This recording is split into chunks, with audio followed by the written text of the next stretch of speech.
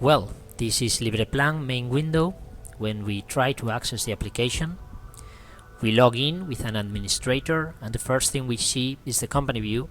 Here we have a timeline of all the open projects and an overview of the availability of all the company resources, considering how they are assigned to the existing projects.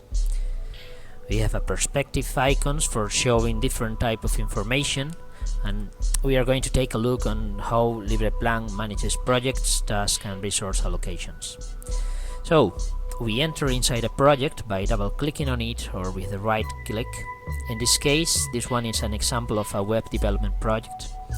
We can see a Gantt diagram on which the tasks of the projects are represented in this timeline view in a configurable zoom level. We are showing also the progress of the task and at the same time the cost we have charged them using the configurable time tracking system. The graph we see behind is showing the overall use percentage of the resources participating in the project. In this case, we can see through the code of colors that we are having resources overload, as some of the allocated workers are also participating in other projects in the same period of time. This overload means that they are not going to be able to fulfill the planned tasks if they just devote up to 100% of the workable time they have available on their configured calendars. One of the interesting things in LibrePlan is that we can see in real time how the application works when we move tasks and how the assignments that we have done interact with the global company load graph.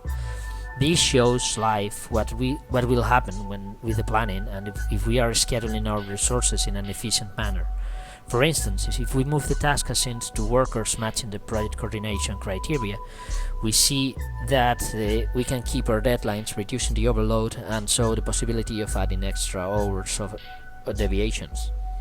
We can have more information if we access the resources load perspective, in which we can see that all the resources belonging to the role coordinator are assigned to some other projects at the same time, and the interaction with a third one is causing the overload.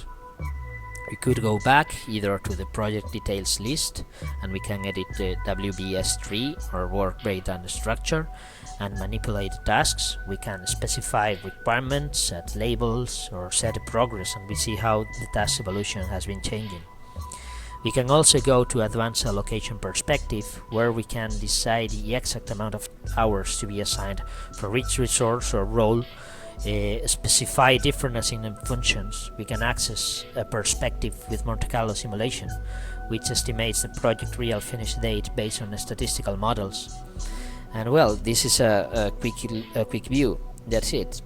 Anyway, there's a huge amount of features to show, but we will be creating more videos for going in detail with them. Thank you.